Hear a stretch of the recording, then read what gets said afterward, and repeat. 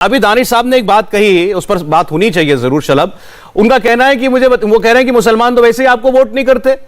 कोई वो कह रहे हैं मैं नहीं मानता आपको 1% नहीं मुसलमान वोट करता है। हमारे सर्वे में दिखाया था शायद 4-5% वोट आपको मिल सकता है इस बार, फिर भी तो वो कह रहे हैं कि अगर वोट आपको मिलना ही नहीं है और कोई व्यक्ति ये कह रहा है कि भाई अब एक होकर के वोट देना क्योंकि इनको हराना, तो क्या खराबी है, हमने क्या गलत कह दिया? नहीं, ठीक है, कहें ये। मैं तो कहूंगा कि देखिए, इस देश के जो बहुसंख्यक समाज के लोग हैं उन्होंने देखा है कि जब वो एक हुए हैं तो राम भक्तों पर गोलियां चलाने वाले अपने माथे पर तिलक लगाकर घूमने लगे हैं। बहुसंख्यक समाज ने देखा है कि जब वो एक होकर उन्होंने भाजपा की सरकार बनाई है तो भगवान कृष्ण भी सपने में आने लगे हैं। मैं तो हाथ जोड़कर प्रार्थना करूंगा कि इसी तरह एक रहना, इसी तरह सारे मतभेद होकर वोट करना।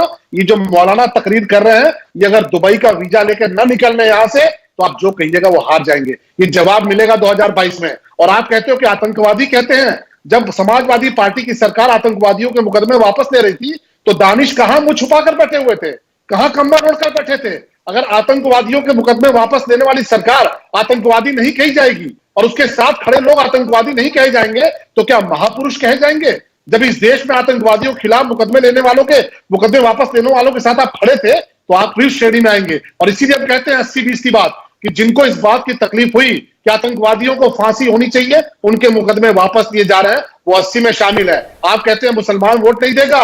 मुसलमान बहनों के लिए मोदी जी ने और योगी जी ने जो किया है, ट्रिपल तलाक जैसी जो हैवानियत वापस कराई है, उनको जो मुख्य धारा में जोड़ा है, आप घर में बंधक बना के अगर नहीं रखेंगे तो मुसलमान बहनें बहुत बड़ी संख्या में भारतीय जनता पार्टी को वोट करने जा रही हैं, क्योंकि मुसलमान बहनों के साथ जो हैवानियत उनके घरों में हुई है, ट्रिपल तलाक के नाम पर जो उनके साथ वहशियाना हरकत हुई है, अब उनको ये समझ में आ गया कि स्वतंत्रता क्या होती है, सम्मान क्या होता है, स्वाभिमान क्या होता है। आप बेड़ियों में बांध के अगर दरवाजे के भीतर नहीं रख पाए तो इस बार मुस्लिम बहनें भारतीय जनता पार्टी को दानिश कुरैशी, एक सेकंड इसी बात पर आप निश्चित तौर पर दानिश कुरैशी, आप तकरीर करते रहिए, फतवा करते रहिए। मुस्लिम बहनें भाजपा को वोट करेंगी और आपकी हैवानियत के खिलाफ करेंगी। आपने जो ट्रिपल तलाक में बाधा, ठीक है शलभ मनी जी, एक मिनट दानिश कुरैशी बोले।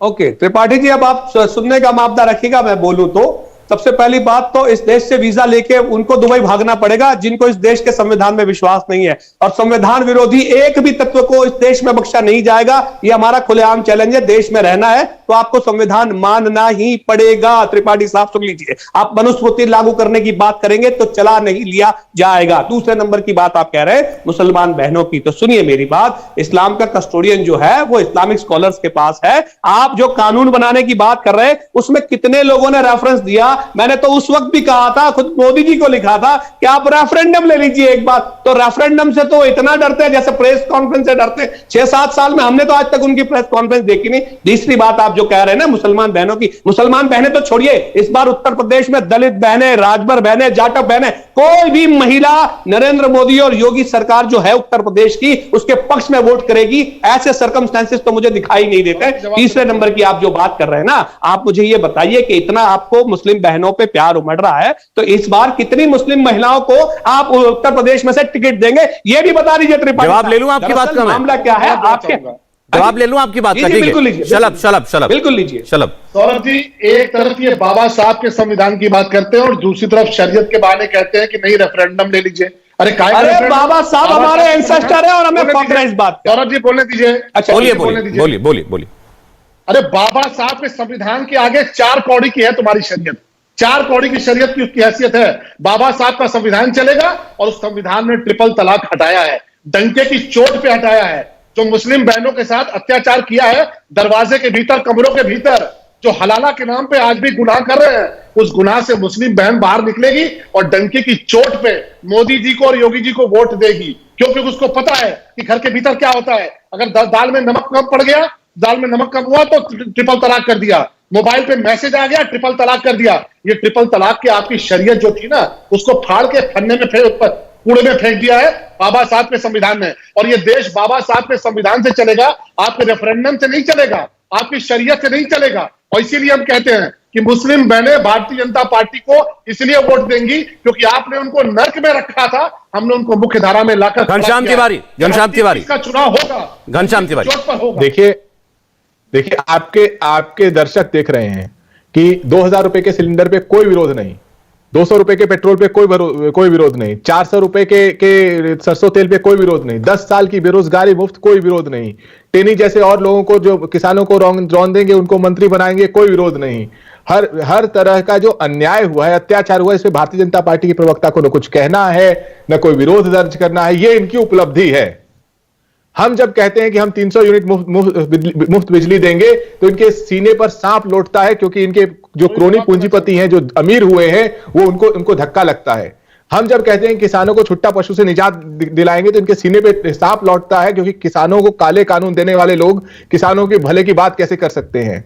हम जब कहते हैं कि हम 1 करोड़ गरीब परिवारों को पेंशन देंगे 18,000, इनके सीने पे सांप लौटता है, क्योंकि इन्होंने हर परिवार को बुरे दिन दिखाए हैं। तो अगर कोई परिवार को अच्छे दिन दिखाने की बात करता है तो ये अपने एजेंडा से टस से मस नहीं हो जाए। इनका एक ही एजेंडा है, इसी तरीके से नफरत के बीज बोते रहो और उसके बाद अपने चुनिंदा पूंजीपतियों की जेब भरते रहो। इनके ऑफिशियल हैंडल से हर रोज जनता से पैसे मांगे जाते हैं। सोचिए, इन लोगों जनता को इतना गरीब करने के बाद भी बेशर्मी इतनी कि अपने ऑफिशियल हैंडल से मोदी जी के नाम पे चंदा दे दो, योगी जी के नाम पे चंदा दे दो, किसी और चीज के नाम पे चंदा दे दो, उसके बाद चंदा लेकर के घोटाला कर देते हैं। ठीक है, इनका कौन ऐसा विधायक है, कौन समाजवादी पार्टी? ठीक, मैं आपकी बात समझा घनश्याम जी।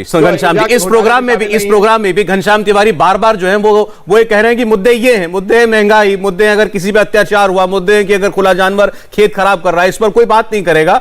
मेरा सवाल तिवारी जी से, विजय शंकर तिवारी जी से, आप करेंगे 80-20 की बात, आप याद दिलाएंगे कि याद है गोली किसने चलाई थी, क्योंकि वोट आपको उस पर मिलेगा और इन जो मुद्दे बता रहे हैं घनश्याम तिवारी, जनता उस पर वोट करेगी। उससे बात कर रहे हैं? जी हाँ। देखो सौरभ जी, अभी जो सारा विमर्श चल रहा है, मुद्दे तो ये शुरू करते हैं, मैंने प्रारंभ में मुद्दे ये शुरू करते हैं, हमारे तो दैनंदिन जीवन की वो विषय है जो हम चर्चा करते हैं। चुनाव हो चुनाव ना हो, आज से 50 साल पहले भी हम चर्चा करते थे, आगे 50 साल बाद भी चर्चा करेंगे। वो हमारे विषय चुनावी नहीं है, ये चुनावी बना दिए जाते हैं। जहां तक बात संविधान की बात कर रहे थे, संविधान मानने वाला, संविधान मानने की बात कहने से नहीं होगी, ये करने से होगी। और अगर ऐसा होता तो आप एक बात बताइए, दुनिया में कितने ऐसे देश हैं जो आपका सम्मान करते हैं? आप अमेरिका जाते हैं तो कोई ना कोई कारण तो है जो आप एक्सेप्ट किया जाता है। आप जनरलाइज ना करें, मुझे लग रहा है विजय शंकर तिवारी साहब आप कुछ जनरलाइज बात कर रहे हैं, आप पूरी कम्युनिटी के लिए ऐसे ना कहें। कहीं ना कहीं उनके संविधान के साथ आप खिलवाड़ करते हैं। इंडिया टीवी हर वक्त हर जगह डाउनलोड करने के लिए सर्च करें India TV news Google play store या ऐप स्टोर पर।